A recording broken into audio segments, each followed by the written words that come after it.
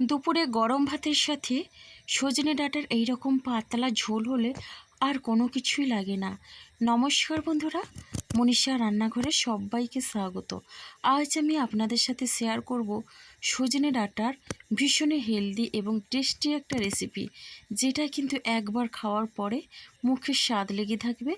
একদম ঘরোয়া পদ্ধতিতে ঘরোয়া মশলা দিয়ে কিন্তু তৈরি হবে। এতটাই হেলদি আর টেস্টি হয় এই রেসিপিটা খেতে। চলুন রেসিপিটা শুরু করি।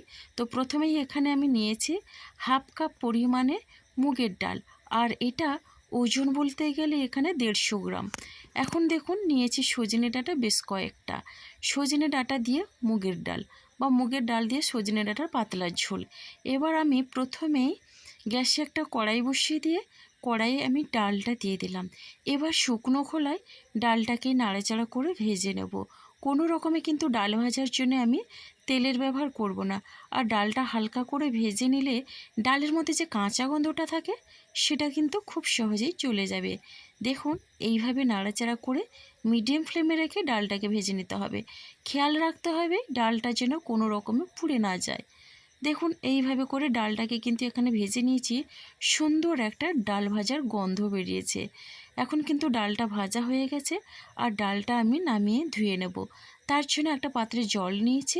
সরাসরি ওই ডালটা জলের মধ্যে দিয়ে এখন আমি ডালটাকে বেশ ভালোভাবেই ধুয়ে নেব।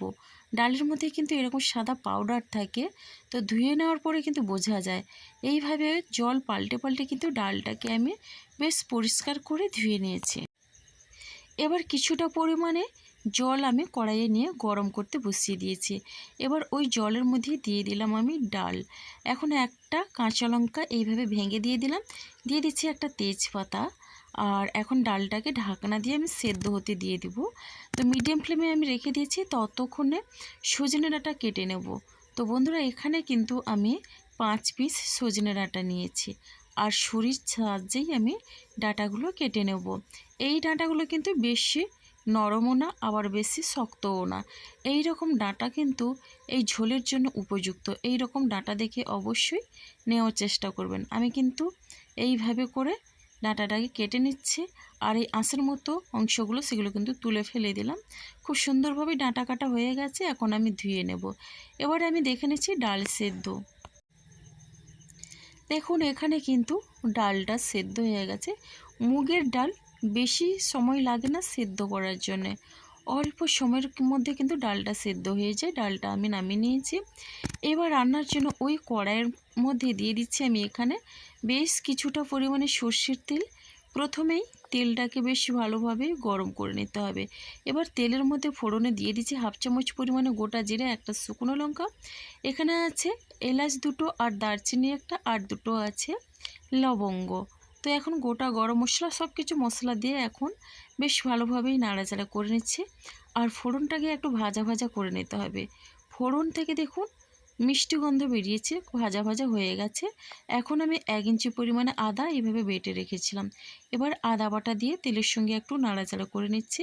আদাটা একটু বেশি পরিমাণে দিলাম, যেহেতু নিরামিষ রেসিপি ভীষণই ভালো লাগবে। আদা একটু ভাজা ভাজা হয়ে গেছে।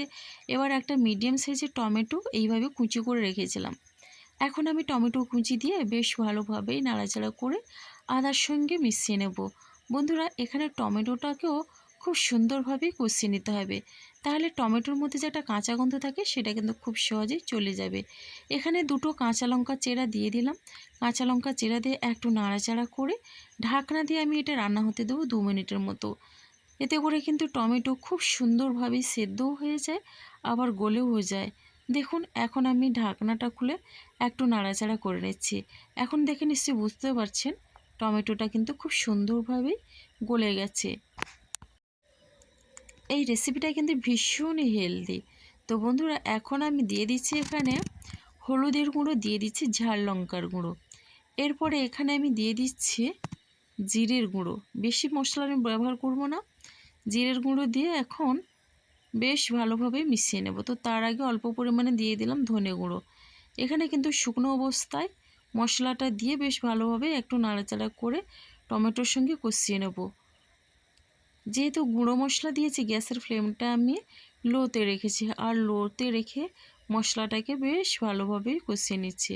মশলা যত ভালোভাবে কষানো হবে রেসিপির স্বাদটাও কিন্তু দারুণ হবে, আর তার সঙ্গে কালারটাও খুব সুন্দর আসে। এখন দেখুন এখানে কিন্তু মশলা খুব সুন্দরভাবেই কষানো হয়ে গেছে।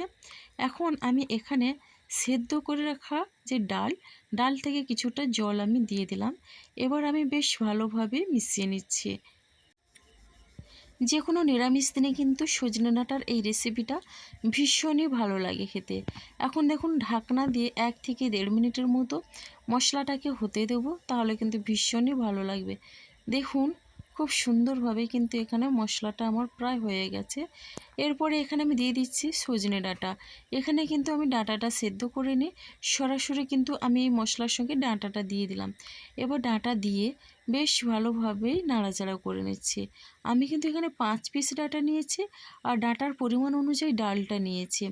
এবার দেখুন আমি এখানে ঢাকনা দিয়ে মিনিমাম এখানে 4 মিনিটের মতো এক্কেবারে লো ফ্লেমে রান্না হতে দেবো। ঢাকনাটা খুলে একটু নাড়াচাড়া করে নেব। আর দেখুন ডাঁটার কালারটা চেঞ্জ হয়ে গেছে। সজনে ডাঁটা কিন্তু এখানে অনেকটা সেদ্ধ হয়ে গেছে। এখন আমি দিয়ে দিচ্ছি সেদ্ধ করে রাখা ডাল। আমি কিন্তু এখানে মুগের ডালটা ব্যবহার করেছি। আপনারা চাইলে কিন্তু যে কোনো ডাল দিয়ে সজনে ডাঁটার এই রেসিপিটা বানিয়ে নিতে পারেন।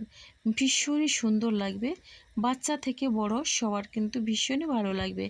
এখন ডালটা দিয়ে সজনে ডাঁটার সঙ্গে বেশ ভালোভাবে আমি মিশিয়ে নিলাম।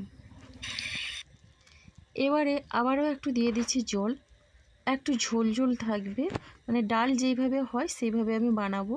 এটা কিন্তু শুকনো হবে না। দেখুন এবার আমি জলটা দিয়ে বেশ ভালোভাবে মিশিয়ে নিয়ে এখানে দিয়ে দিচ্ছি স্বাদ অনুসারে লবণ। আর এখানে দিয়ে দিচ্ছি দেখুন 1 চামচ পরিমাণে চিনি। চিনিটা দিলে কিন্তু সব কিছু স্বাদ ব্যালেন্স করবে, আর একটু কিন্তু মিষ্টি মিষ্টি লাগবে। তবে কিন্তু মুগের এই ডালটা সজনে ডাঁটা দিয়ে ভীষণই ভালো লাগবে। তো বন্ধুরা এখন বেশ ভালোভাবে মিশিয়ে নিয়েছি, আর এইভাবে মিডিয়াম ফ্লেমে রেখে আমি রান্না হতে দেবো বেশ কিছুক্ষণের জন্য। দেখুন বন্ধুরা এখানে আমি 2-3 মিনিটের মতো রান্না হতে দিয়েছিলাম। এবার আমি বেশ ভালোভাবে মিশিয়ে নিচ্ছি, আর এখন আমি একটু দেখে দিচ্ছি সজনে ডাঁটা সেদ্ধ হয়েছে নাকি। তো বন্ধুরা এমনিতেই ডাঁটার কালার চেঞ্জ হয়ে গেছে, দেখেই তো বোঝা যাচ্ছে সজনে ডাঁটা খুব সুন্দরভাবে সেদ্ধ হয়ে গেছে। আর এখন আমি এখানে দিয়ে দিচ্ছি খুবই সামান্য পরিমাণে কারি পাতা কুচি। এবার কারি পাতা কুচি দিয়ে এখানে নিয়েছি 1 চামচের মতো তেল একটা তড়কা প্যানে, সঙ্গে দিয়ে দিলাম এখানে জিরে, আর একটা তেজপাতা আমি কেটে দিয়েছি। এবার দেখুন বন্ধুরা এখানে আমি দিয়ে দিচ্ছি খুবই সামান্য পরিমাণে কাশ্মীরি লাল লঙ্কার গুঁড়ো। এতে করে কিন্তু কালারটা বেশ সুন্দর আসে। আর নামানোর আগে এইভাবে জিরে ফোড়ন দিলে কিন্তু দারুণ হয় ডালের বা সজনে ডাঁটার এই রেসিপিটা। এইভাবে একবার হলেও সজনে ডাঁটা রান্না করে দেখুন, দেখবেন একবার খাওয়ার পরে মুখে স্বাদ লেগে থাকবে। সবাই কিন্তু একবার খাওয়ার পর বারবার খেতে চাইবে।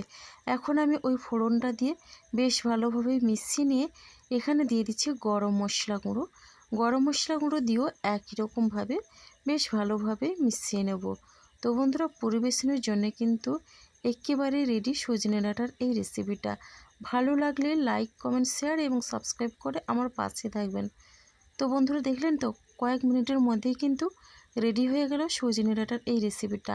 আর কতটা লোভনীয় হয়েছে দেখেই বুঝতে পারছেন। তাহলে আজকের রেসিপিটা আমার এই পর্যন্ত, আর আগামীকাল আসবো আবারও একটা নতুন রেসিপি নিয়ে। আপনারা সবাই সুস্থ থাকুন, ভালো থাকুন। অসংখ্য ধন্যবাদ, আর অনেক অনেক ভালোবাসা রইল আমার সোনা বন্ধুদের জন্যে। তাহলে বন্ধুরা আজকের মতো টাটা।